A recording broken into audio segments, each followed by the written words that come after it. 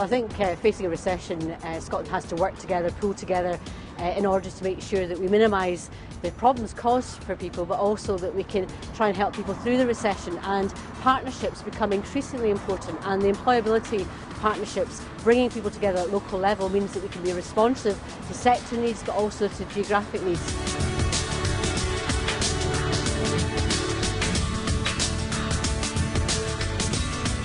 Employability is a very broad-based approach, and it encompasses everything from social inclusion approaches to health to economic development across different sectors, the public and the private sector. So there's no one partner that actually has all the answers to this, and it's only a combination of partners working together that would make it work really. So partnerships are the way to go in employability. The partnerships are developing very well. Some are more mature than others. Some are simpler and easier to run than others. But we now have a large number of partnerships across Scotland actively involved in trying to do a better job for local unemployed people, get them into sustainable jobs. There are core partners, of course, like health, councils, Skills Development Scotland and so on, voluntary sector that are part of them all, but there are opportunities for other partners to come on board as befits the local circumstances. Since the turn of the year, there have been a couple of large companies in the islands that have gone out of business, one a large fish factory and another a traditional Harris Tweed mill. So obviously that's had an impact on the unemployment figures, so that's the kind of situation as we have it at the moment. First of all, they learn that from each other that it's not easy. So when they are struggling to get folks into work and to keep them in work, it helps to know that everybody's struggling with these things.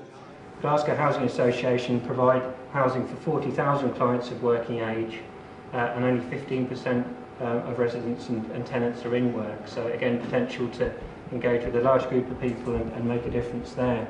There's lots of stories that come out about people who actually had given up on themselves, their families had given up on them, and rather than having to navigate their way around a whole range of disjointed services, sometimes people were saying actually it wasn't worth it, they get fed up and just stayed in the house.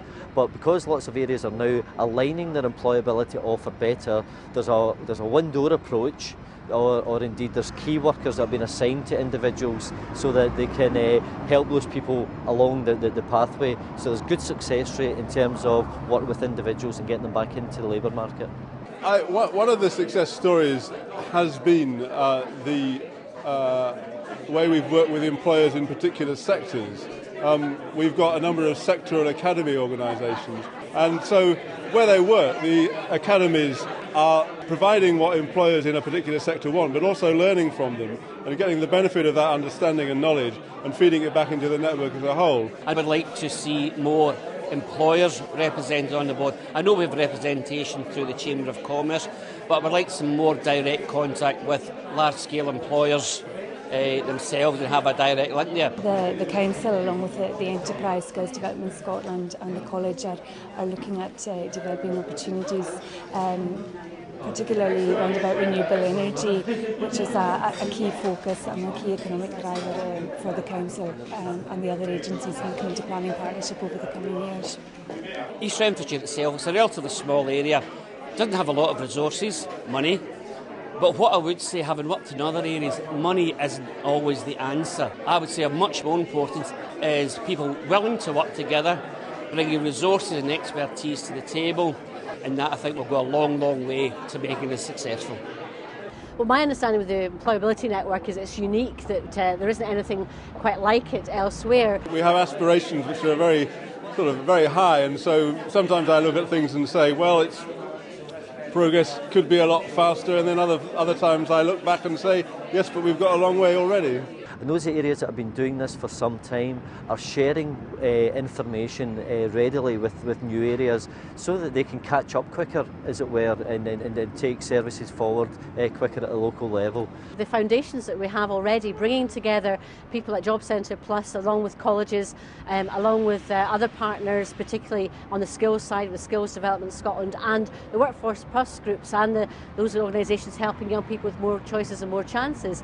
That is a wealth of experience and talent at which we can face the future. It's about actually doing things and changing the patterns of work, and I think across Scotland we're beginning to see employability partnerships having that impact on service delivery, and that's the bottom line for this.